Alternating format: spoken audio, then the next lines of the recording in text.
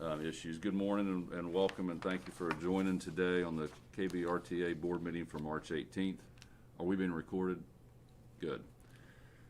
First thing would be review of the minutes from the February 2021 meeting. Has everybody had a chance to take a look at those? Are there any revisions or comments? I'd like to make a comment. If you notice on the second page of the minutes, the last paragraph under the digital displays, there's an area in parentheses, and later on I'm going to have you confirm this under old business, but we had transposed a different number during cut and paste, and the actual award should have been for $73,740. They were still the low bidder. It's still everything. It just was when the cut and pasting to make a document, something got dropped off, and we transposed the same number between the two vendors, or didn't include one of the numbers on the vendor. But it did not matter. They were still the low vendors. I did make a note of it in the minutes. I can strike that since we're going to take action. I just didn't know how we wanted to handle it. I think it's worth leaving this comment in here, and we'll correct it by vote today, correct? Yes, that was my plan. Okay. I'll make a motion to approve based on the correction on these accident. Okay, motion by Snodgrass and a second to approve the minutes. Any, all those in favor signify by saying aye. Any opposed? Aye. Any opposed? Motion carries. Next, we will, I'm going to hand it over to Doug, and he's going to do a quick introduction of two new staff members. Well, as you know, we've been transforming a new reorganization, and I included in your board packet a letter introducing that we sent out to our employees, introducing Kara Greathouse, who you guys have met. And Kara, you might need to stand up and come over by the camera, by Todd. And Kara has been working with Rick and KRT for 14 years and has worked on most of our transportation planning and projects, and has been attending board meetings for the last year and a half or so. So I know many of you have met her and everything, and we're happy to have Kara aboard. Also, we have Mike Oakley. Mike, if you could, the camera figure out. Mike is going to be doing our risk management and our safety functions, and Mike joins us. He has experience with the sheriff department, emergency management services at the state and at the county, and also is retired from the Air Force, and we're real excited to have him.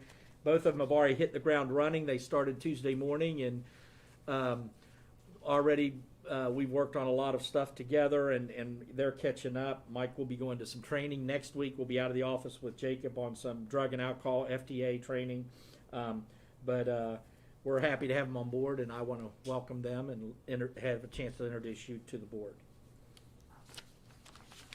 So with that, in the packet, I also included the organizational chart, how it flows as of today, just for your all's information, so you know how we're doing that.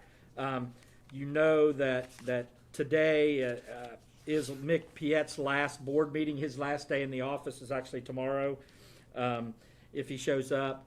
But we're pleased and happy with everything Mick's done for us over the years, and we're going to miss him.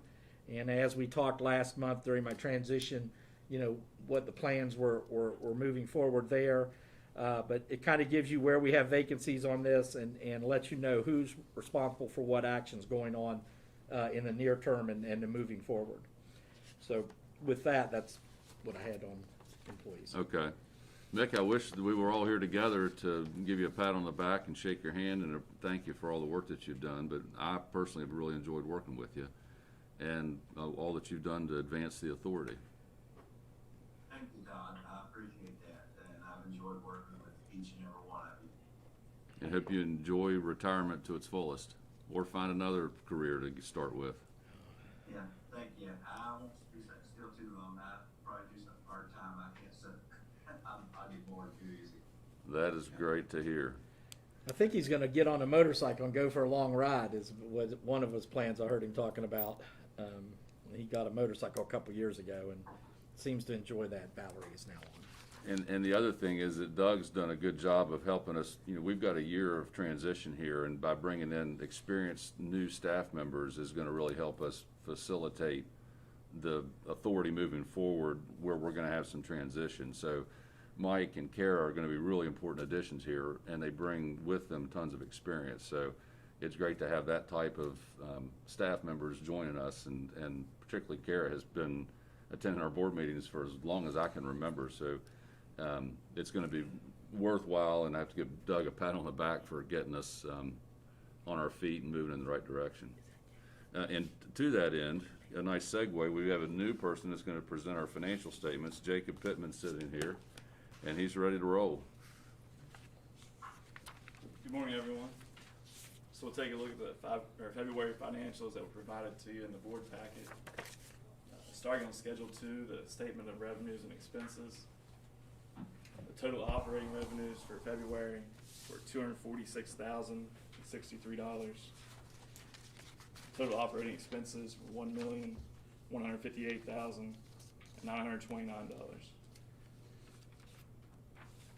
Schedule 3, comparative analysis.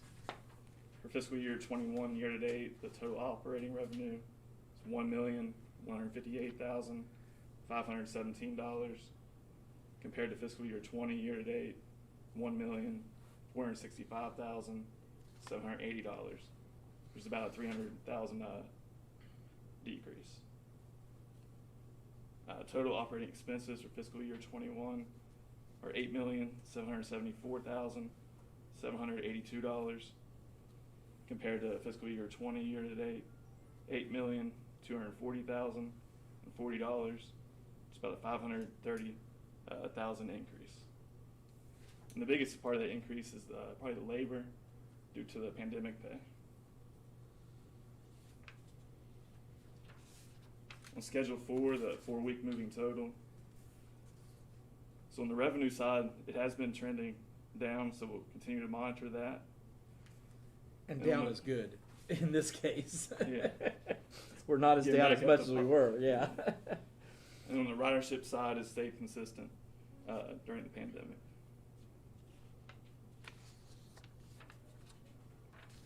Schedule 4B, the daily fare box revenue summary. So the average since March of 2020 has been $17,670.79, which has been pretty consistent for the month of February, that trend.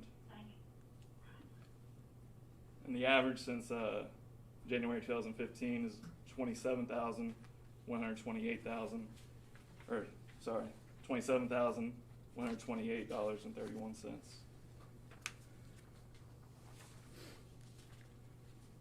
Schedule 4C, the GFI fare box counts. So for February of 2021, the ridership was 69,711 compared to last February, which was 124,368, which is a 43.95% decrease.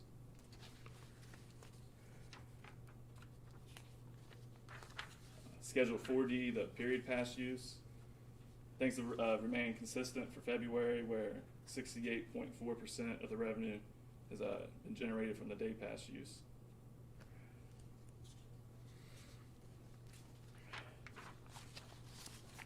Schedule 5, statistical analysis of operations.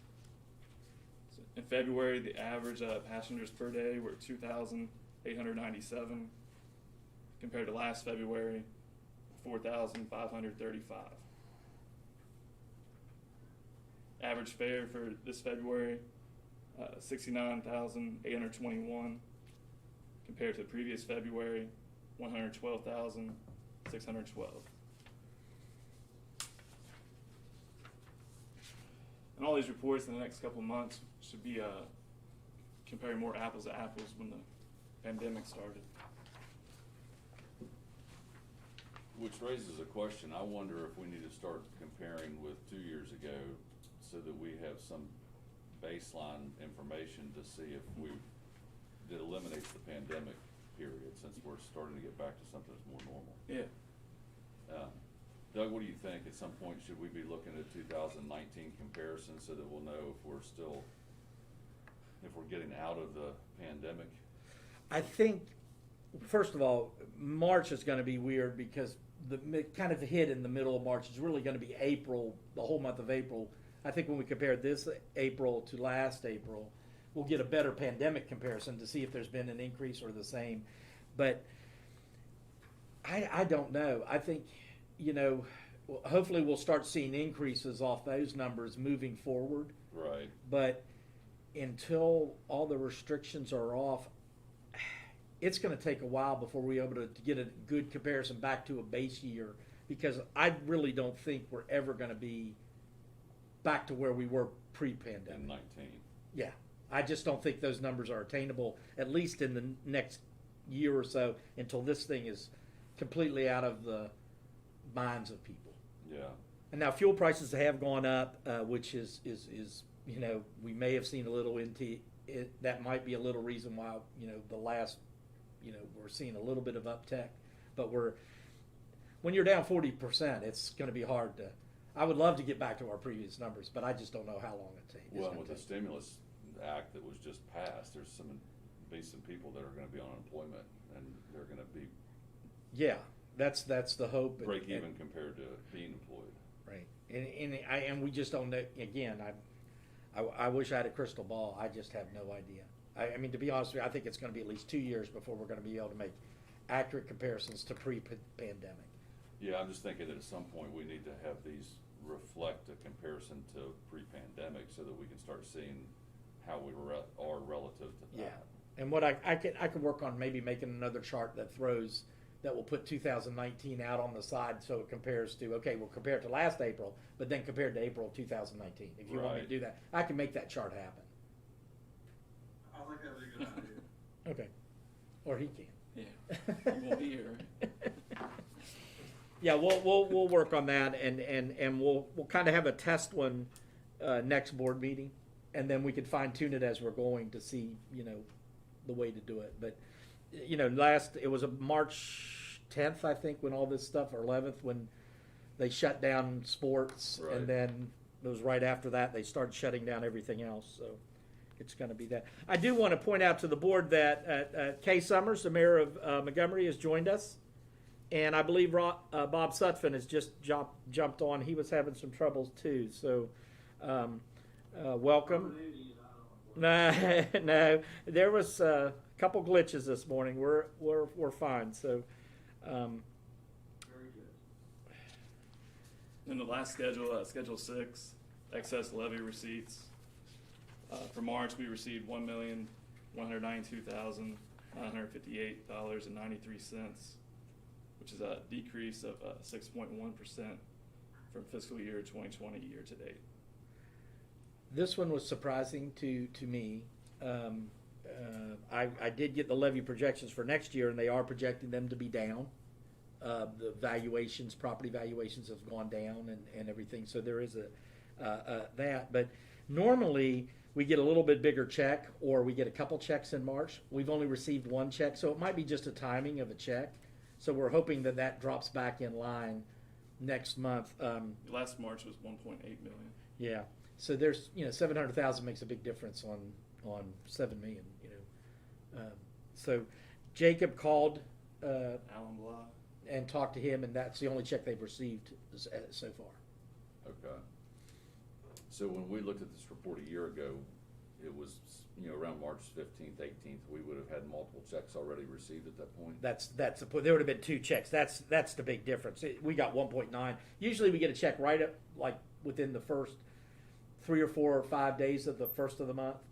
And then usually one comes after we send the board packet out, or about the time we send the board packet out until the board meeting. And Scott always added that number in. Okay. That was the last number he put in.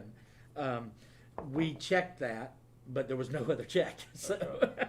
that's what kind of threw us off. It could be just a timing thing. We don't know why. We might get the check tomorrow. Right, that's You a know. pretty significant swing. Yeah. It caught our eye right away. So we investigated it, and that's normally what the case is. So April, it should be back in line, hopefully. That concludes the financials for February, unless there are any questions. Does anybody have any questions for Jacob? If I can add, Jacob, this was his first month closing completely alone, and he did a good job. We got closed, and about 6 days, which is kind of normal, the normal rate. We've had to call Scott a couple times. I called him yesterday about an issue, and he wanted me to tell everybody hello, and he wishes you all well, and he's adjusting to his new job. And but Jacob has, you know, we haven't fallen behind in any of our accounting duties. Jacob's been doing a good job, and confident that moving forward we'll do that. Just to give you an update on the search for finance director, we've had 5 applications. We're having trouble getting applications because a lot of the candidates aren't willing to leave their firms before the end of tax season because there's bonuses attached to that. Where right now, Mr. Pittman is one of the applicants, and then we have 4 other applicants. We only have one that is a CPA. All of them, other ones are either not a CPA or have relinquished their license through their careers at some time. But we'll be working on that. I don't see really getting to be able to get deep into filling that position until after the middle of April. So we're going to. They extended the IRS. Yeah, they extended it to me yesterday to May 17th, I think. Mhm. So we'll see what happens with all that. I did hear that last night on the news. Okay. That's all we have on the. Well, if there aren't any questions on the financials, those will be attached to the meeting minutes for future reference, and we'll just move right along to item 4, the rare invoice over $5,000. Yeah, last month we had a day where it kind of got warm, and if you recall, last fall we did some renovations and separated our server room, and actually it was late summer, we did some renovations to secure our server room, and that server room shares a heating and cooling element with another part of the building, and our server almost crashed because it overheated. It was over 80 degrees in that room, and what happens is we have a whole, long story short, during the winter, all the air coming out of our handlers is at a certain temperature, and then we can increase it. During the summer, it's at a lower temperature, and then you can increase it. So basically, the main unit during the wintertime was sending out air, because it's wintertime, like 70 degrees. Well, when the sun hit and all that stuff, it caused a problem. We came real close to losing the server, which would have crashed all our data. We had fans in there trying to cool it down, open it up. So we contacted Elko Mechanical, or we contacted a couple of vendors. They came in and installed one of those wall type units in there. That work has been done and completed. It was an emergency. We had to do it. We can't afford to lose our server room and all that stuff. The cost was $7,396. Mr. Tyler arranged for the procurement and getting them in, and we need you to concur with that expense because that was not a budgeted expense. Is there a motion for approval? Okay, motion by Sutphen and a second. Are there any further discussion about the emergency HVAC repair? All those in. Todd, Yes, this is ma'am. Valerie, I'm gonna abstain from this vote. Okay, we'll acknowledge in the minutes that Mrs. Gaynor sustained from the vote on the with Elko Mechanical. All those in favor signify by saying aye. Aye. Any opposed? Motion carries. Number 5, Doug. Self-insurance report and CAD operations report are included in your packet. There's nothing extraordinary on those reports that need to be reported. Under the COVID update, a couple things. Number 1, we were approached by various agencies and the Kanawha Charleston Health Department about doing some mobile testing for both COVID and HIV, and a program that they could go out and do some vaccinations in the neighborhood. They are looking for a vehicle or us to provide vehicles to do that. They would have to put up partitions in the vehicles, do some modifications for the vehicles, and it wasn't on a regular schedule. So, we'd have a bus that would be completely out of service or something like for a while, or we'd have to convert it back and forth, and we'd have to worry about finding drivers. So I met with Dr. Young and about 6 or 7 different other agencies, and we came up with an idea. We are replacing some vans this year, and we have some excess capacity in vans. We were able to, these were vans that were bought by the state for us. They had transferred the title to us with no obligation.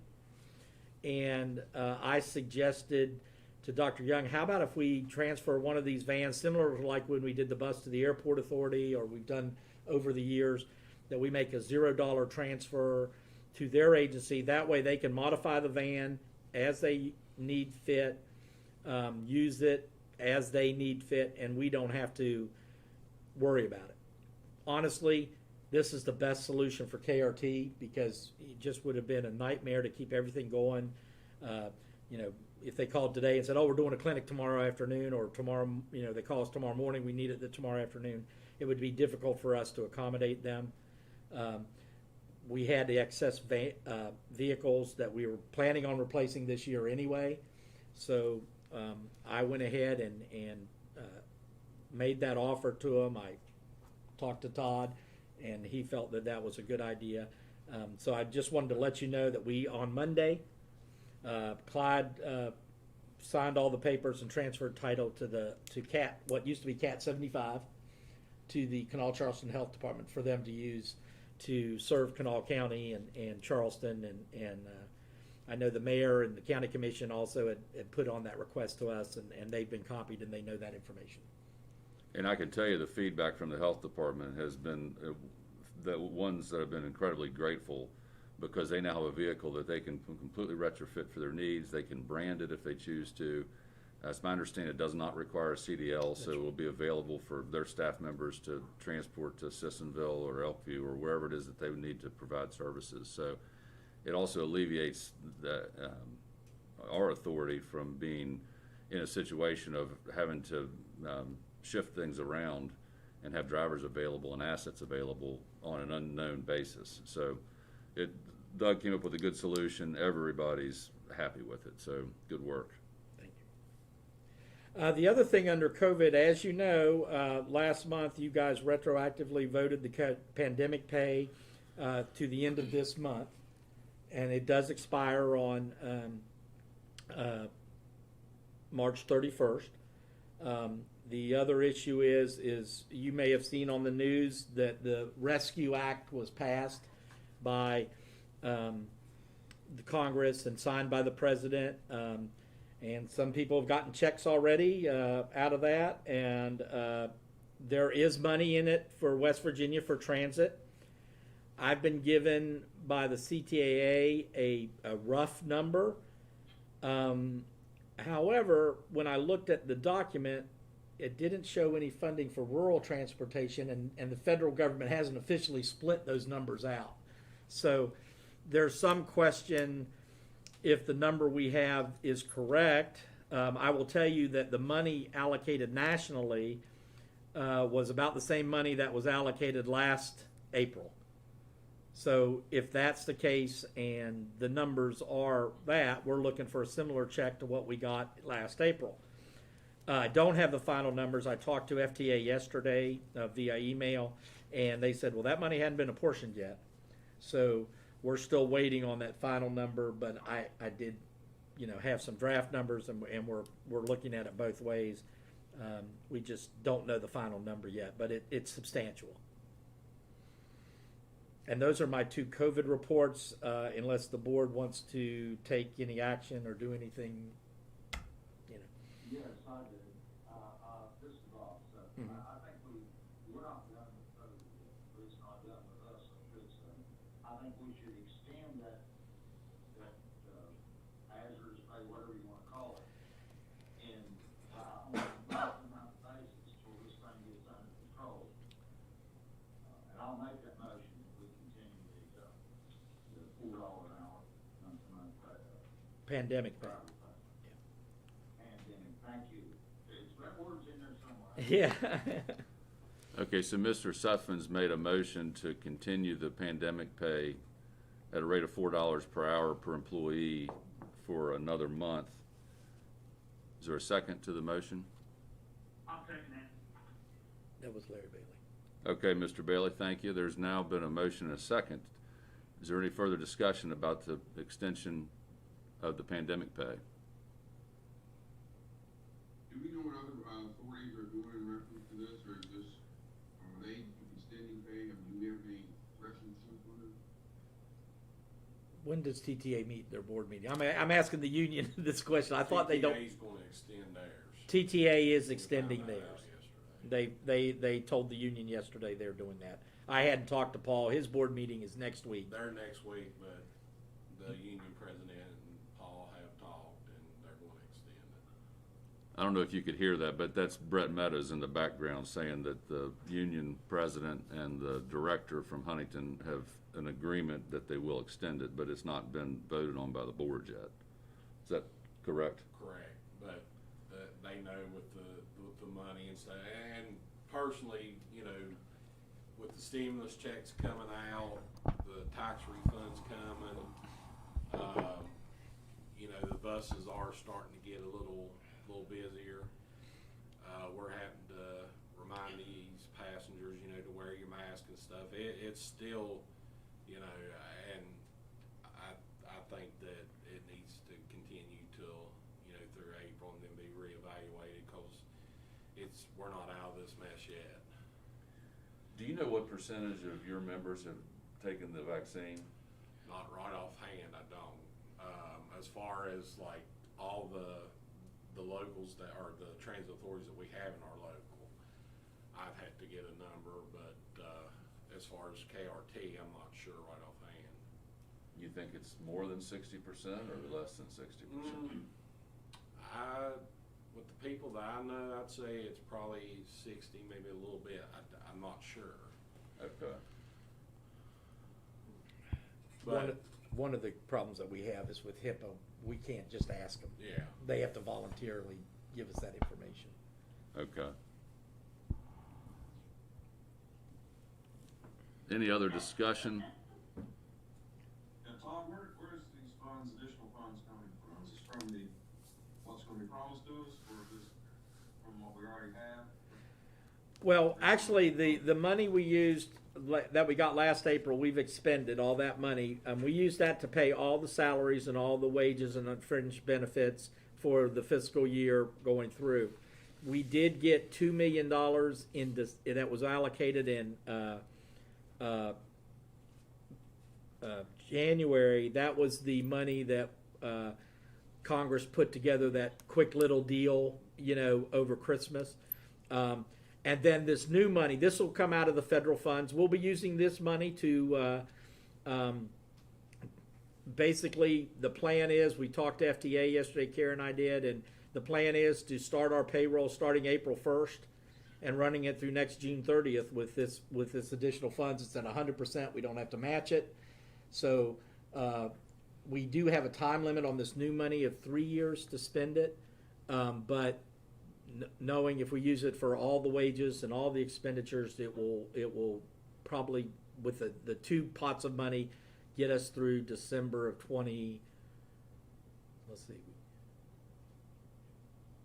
Get us through at least June of 22, and maybe September of 22 with this money. Because if it is what I think it's going to be, like I said, if it's the same amount or very similar to the amount we got last April, that lasted us from April to the end of February. So that was what, 10 months? So, you know, this money would do 10 months and that other money would probably do 2 or 3 months. So we should be able to get through. Remind me of the monthly additional cost for the $4 pandemic. It's about $100,000. Okay, so Mayor, we're talking about $100,000 a month in extra cost. The compounding we've had has been the loss of the fair revenue on the other side. Right, so we've Yeah. had reduced revenue, And increased labor. skyrocketing Right. expenses. Right. Any other comments or questions? I'm going to call the vote otherwise. All those in favor of the motion signify by saying aye. Any opposed? Motion carries unanimously. Okay for me to move on? Yes, sir. All right, on the next, there was an attachment in your packet. It shows a purchase order sheet. This is what we talked about. This is the corrected order for the digital display systems at the Transit Mall. We originally reported at $69,890. We had left off that the $420, $4,200 amount, or maybe no, we left off the $3,600 and the $1,400 hosting amount. So that added up to the $7,340. Again, it did not change. The other bid, I believe, was around $76,000. It did not change who the low bidder is. We're happy with this product. It just, we made an error in reporting to you, and we wanted to correct that here. And is it funded by grant? Yes, this is funded under a 80-20 federal grant that was written and approved by the board. When we submitted the grant, they approved this, doing these purchases. Okay. Everybody understand what we're going to vote on? It's a motion to clarify that the bid amount that presented at the last board meeting, which we approved, was misstated because of a clerical error. I'll make a motion to accept the corrected purchase order. This is Jay Snodgrass. Motion by Snodgrass, second by Sutphen. All those, or any further discussion about the revised purchase order?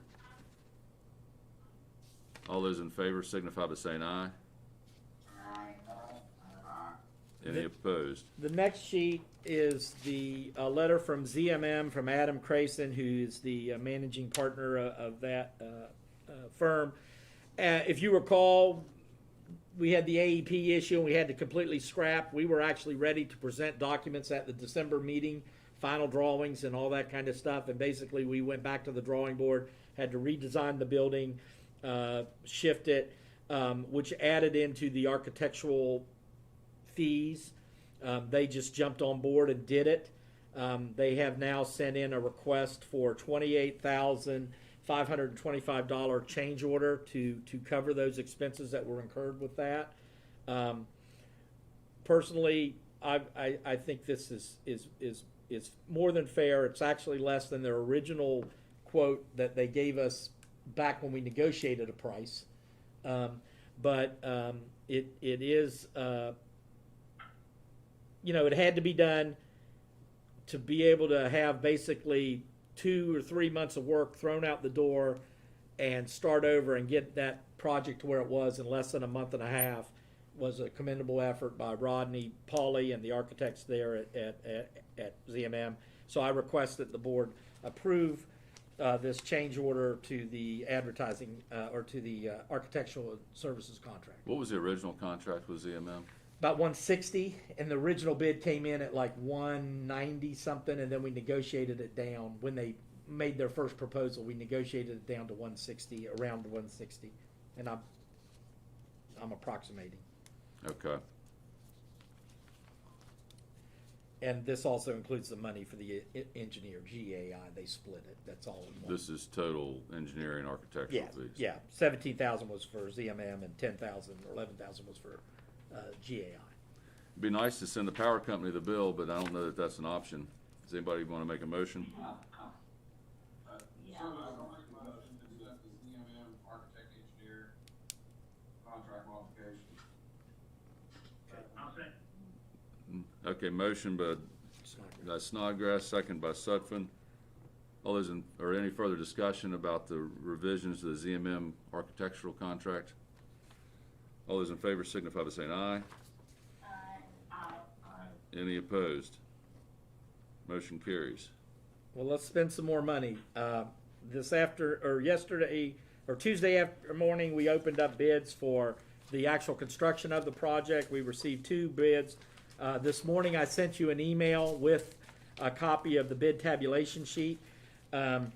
We had 2 bids that were responsive. They were the only bids we received. They had all the required certifications we had, the bid bonding, They certified that they had received all the addenda and would comply with the specifications. And they both actually put that they could do substantial construction within 210 days. So that puts us in, depending on when they start, in the late October, November range to be done with construction. So hopefully they can speed it up and get it done a little bit quicker. And at least there's a glimmer of hope that we could get it for the 25th or for the 50th KRT celebration at the end of October. The bids were $2,519,640 for Wiseman and $2,758,646.33 for Wolf Creek. We kind of chuckled that there was 33 cents added on to the bid. We've reviewed that. The architects have reviewed it. They have made their submittals of their subcontractors, which is required. They were required to do that by 2 o'clock on the day of the bid opening. They did submit that information.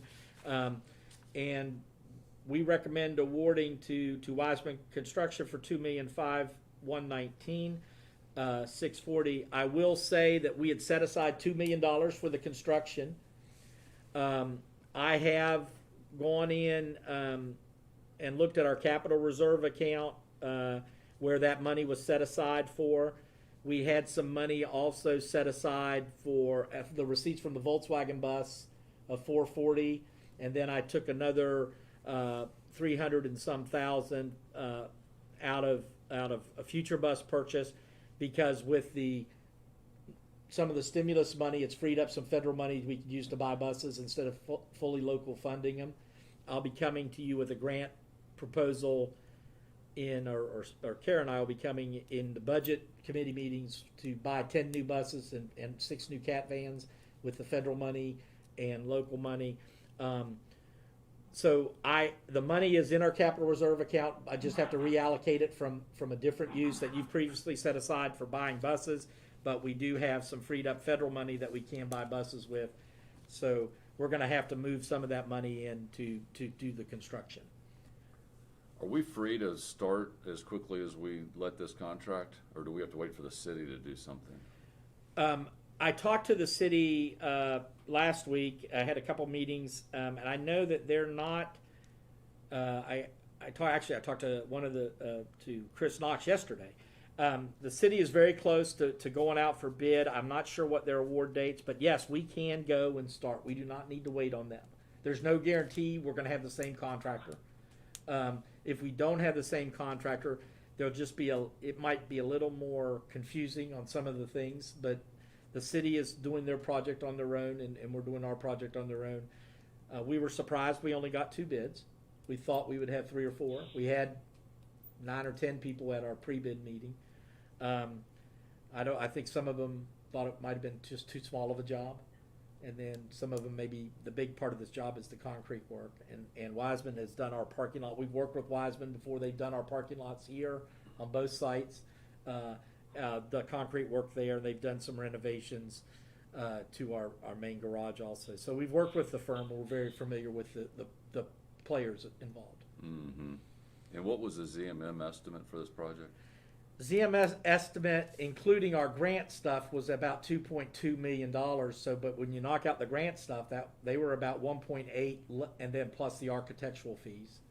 So this came in and $700,000. This doesn't include the architectural fees, which is on top of this. So, in all, you're looking at probably between the architectural fees and Wiseman, you're looking at almost $2.8 million, and then plus the money we're buying on grant. We're about 40% higher than what they estimated. Yeah. Any feedback from the contractors as to why? I just have been talking to other people on other jobs that have been. Everything's been coming in high. Well, material costs are really high right now. Yeah, and I think that's a lot of it. But from what everybody that thought, these people would be begging for work and things like that, that's not the case. Apparently, they're pretty busy and stuff like that. So.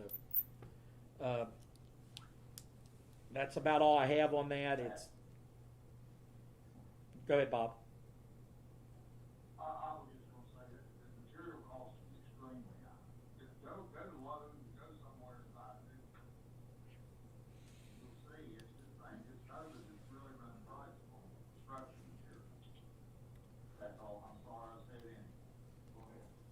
Well, and I think the other factor is that there's probably a thought out there that there's gonna be lots of construction projects, and that these contractors, if they don't get something now, will have plenty of opportunities to bid on other projects in the next 6, 12, 18 months. I hate to say it's like rolling the dice and hoping you get a project, but I'm sure that there's a little bit of that going on. So what, so, I'll make you a motion, you accept the bid from John Wiseman. okay, there's a motion by Sutphen. Is there a second? I'll second. Second by Snodgrass. Any further discussion about the bids? All those in favor of the motion signify by saying aye. Any opposed? Motion carries. Very quickly, moving forward, we'll note, we've already sent notice to the two bidders what it's public information, what the bids were. We'll notify Wiseman today and award send him an award letter, and then we'll probably sit down with them as soon as possible to have a timetable meeting and things like that. We've already made preparations. Operations staff is working on moving the bus stops over to Court Street. They've gone out and mapped out everything, and we're ordering the necessary signage to do that and put that up. We'll start cleaning out the transit mall. We've already talked about getting that done, pulling out stuff that we need to keep, such as radios, AV equipment, and tickets and any money that's up there. So other than that, we'll be cleaning that out, and we're hoping to be breaking ground in April, early April, if we can work it out. So it's going to be difficult on our drivers for a while, and it's going to have to be a serious education effort for our passengers and drivers on how we're going to operate, because we're going to be, at least for the few months, in an area that's a lot less room than we have in our facility. I need to talk to you about an idea on that afterwards. If you don't mind. Okay. But that's Well, all we have on that. That's a big step in this process. It's been going on we started putting money aside, I think, in like 2011 or 12. It's been a long time ago that this got started. So we're getting very close. Thanks for your all's effort, and thanks to Doug. He has continued to bird dog this project. New business. A couple of items on budgeting and also executive director search committee. You want to lead this, Doug, or? Well, I will tell you, before Scott left, Jacob, Scott, and I sat down, and we basically have a draft budget ready to go. Obviously, some things have happened since then that we're going to have to make some changes and things like that. But we will be ready to meet with the budget committee. We think at most 2 meetings will be needed before the May board meeting. So we had asked that you usually it's the executive committee and you offer other people to join.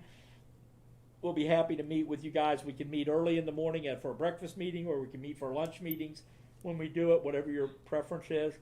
But we're ready to go.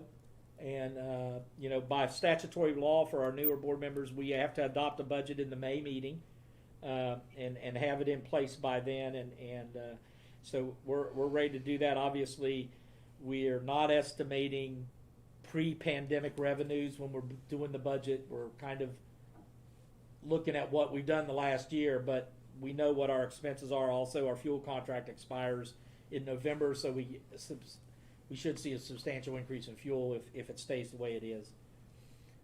But we're ready to meet once you have your committee. So there's 2 committees. One obviously is the budget committee. Typically, Eric and Kim and I have taken on that duty.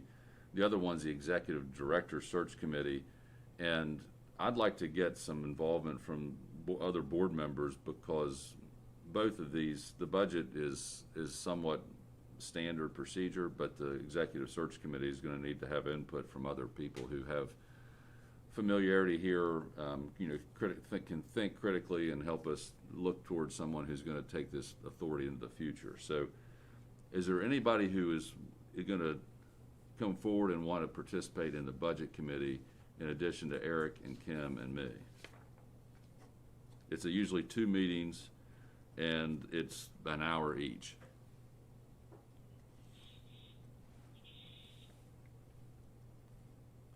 Is everybody reserving their vote for the Executive Director Search Committee?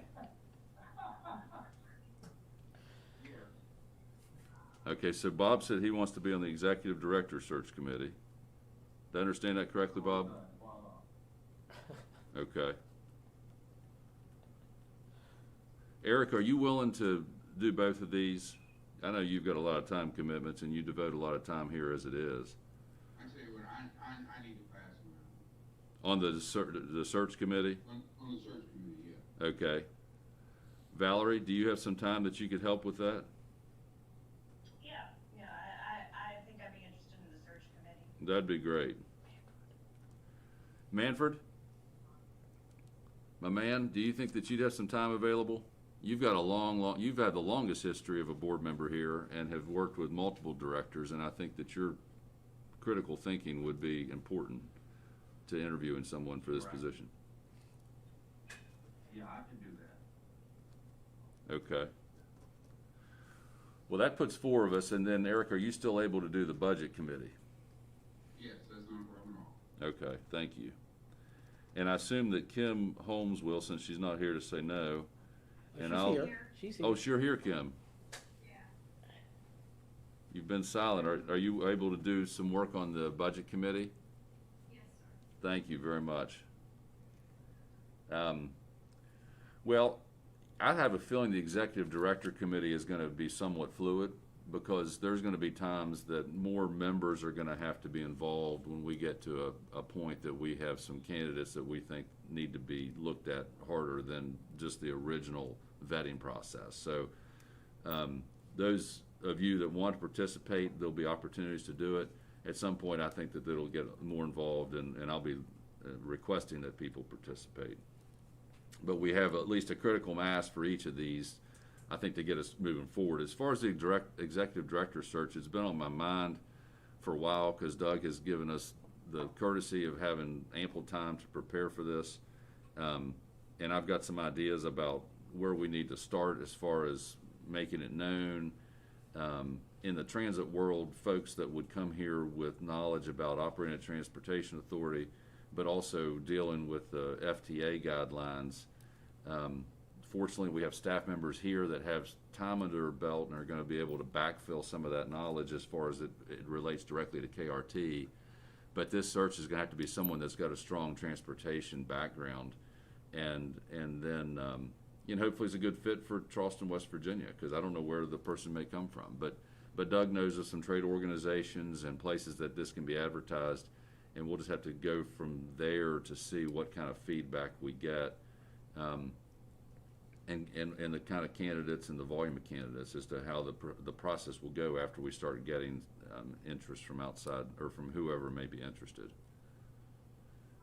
You want to speak to any of the groups that you're aware of as far as? Well, we have the Community Transportation Association of America, which is our national lobby for transit systems, where KRT is actually on the upper end of the size of systems.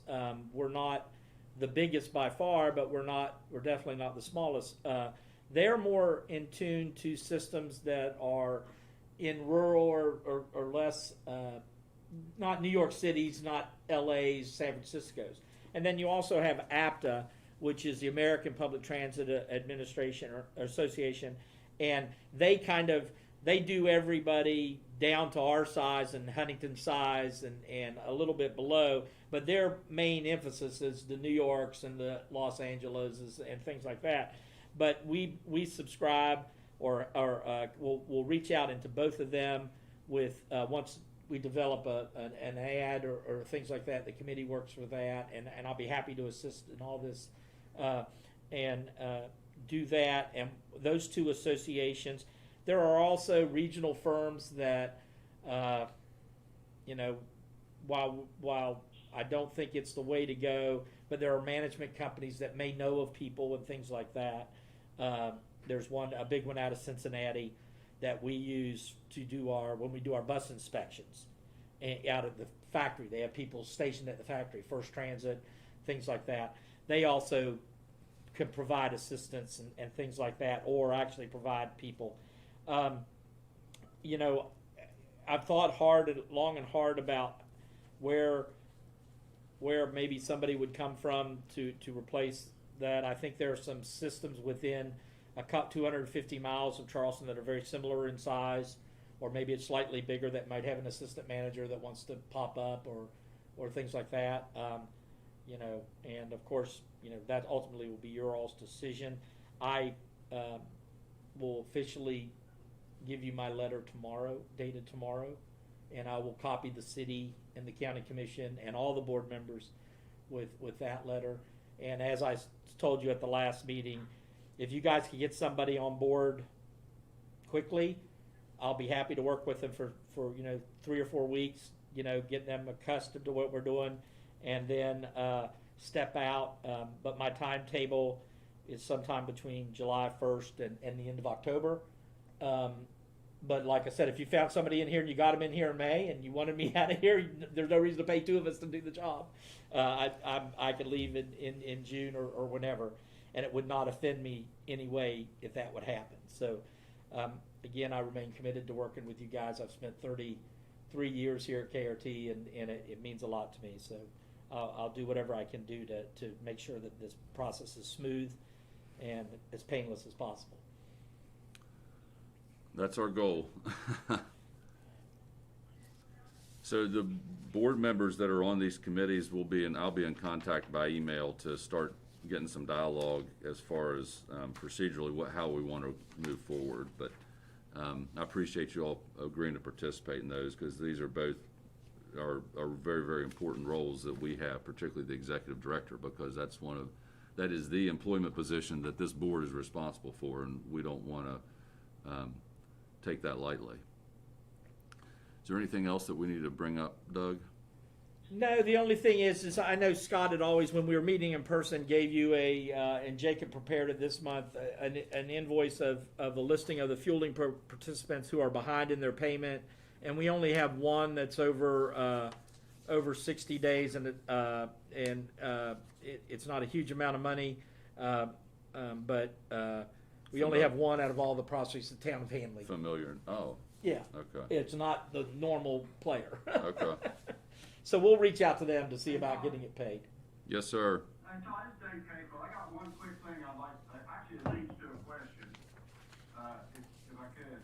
Absolutely. I'm actually getting ready to talk about something I don't have a clue what I'm talking about, but that's pretty normal down here at Nitro. But, so I have a guy that gives me stock predictions. He's done it for the last several years. He's actually very good at predicting the future, and this time, this latest letter that I got actually included a video. And he got in a Tesla, and he put in an address, and he drove through traffic, got on the interstate, without ever touching the steering wheel, and it took him to where he was going to park his car. His stock pick, the pick that he was recommending was Uber.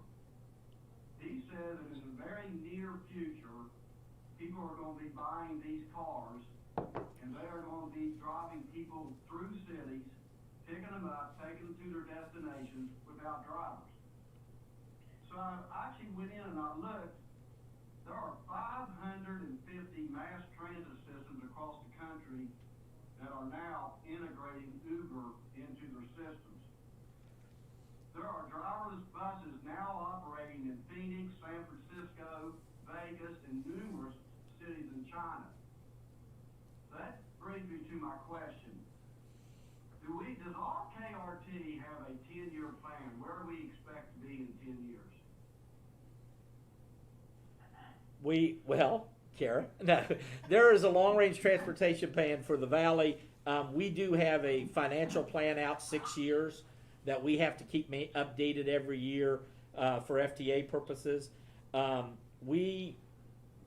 4 years ago, Clyde and I were down in Atlanta at an expo, and we actually got a chance to ride on a driverless vehicle. It was a company that was trying to promote it to be mass transit, to do buses, not necessarily with Uber, but actually just that a bus system would buy it and install it and ride it or operate it without drivers. I don't have a good feel for that. I know Uber in Charleston's a lot different than San Francisco and a lot different than these major cities. yeah, you know, it is a good thing. I could look into reading some articles, but for a city our size right now, I don't know of any kind of possible partnership. I know that some people are using Uber in some of these cities to do their route deviation type plans or First mile, last mile. First mile, last mile. yeah, where the bus goes so far, then they have a contract with the local Uber place to take them the rest of the way to their destination, things like that, where they don't have service in as many areas. I know talking to my son when he tries to get an Uber here when they're in town over the holidays, it's pretty hard to get one late at night because there's just not that many of them. But no, it's something that it is a trend. It is a trend in the industry, and I think your new general manager will have to tackle that. Well, I think, and this for your all consideration and maybe the board's consideration, I think and if you Google it, just Google it, the future of mass transportation, it's in every single plan you read. Yep. And I'm afraid that future is coming upon us very quickly. And we're already losing ridership, and if you got these guys, entrepreneurs, buying these driverless cars and sending them out in the community, people are going to pay the extra money just for the convenience. I was standing in the subway line last night, and 3 orders came in while I'm standing in the subway line for a sandwich to be delivered by Grubhub. And I'm thinking, you know, these people are paying $5 to $6 extra for a Subway sandwich just so they don't have to come to the store and pick it up. People are going to go to convenience, and I'm not talking about losing jobs at the KRT. I'm talking about protecting jobs at KRT. We can very easily in 2 to 3 years be caught with our pants down as these guys start buying these cars, and just for convenience, people start using them. I think it would behoove us to consider forming a committee or whatever we need to do to look at a new 10-year plan, and that could be possibly contacting WVU or Marshall and seeing what the future is, because it's going to happen very quickly, and we could be left way behind if we're not prepared. And it's just a suggestion. I think I'm willing to sit on that committee. I think it'd be very exciting to look at what's going to be happening in the future and how we can increase ridership. It's just a suggestion. Maybe you might consider for the next agenda. But we need to put together a very well thought out 10-year plan, 10, maybe even longer. It really, as far as expending money, and it starts changing how you make decisions, because these things are going to start happening very quickly. All right, that's my input. Like I said, I don't have a clue what I'm talking about, but I do think it's something we need to look into. Well, I think that's a real valid point, Dave, and you're right that 10-year plan, and between having Kara here now, that's exactly what her background is, and bringing in a new general manager, we're going to be put in a position to start looking at things differently than we have in the past, just because there's new eyes and ears here evaluating what's going on. So I think that that's something that can definitely be part of the future. I appreciate you bringing that up. I know I was out of town a week ago, and I was waiting out in front of the hotel, and the staff members that worked at the hotel were primarily getting out of Ubers to come to work. And so it kind of struck me that in that market that the pay was such that they could justify an Uber ride to come to work as opposed to some other alternative. And that's probably a part of what would have to be evaluated is what the pay rate is in West Virginia relative to an Uber ride as to how they would integrate. But the critical thinking capacity is here to look into that, and we'll make sure it happens. Anybody else have any ideas or thoughts they want to bring up? If not, I think we will stand adjourned. We'll wish Mick well on his retirement and stay upright and the rubber on the road. Thank you. Thank you, everyone. Thank you, everybody. Have a great day.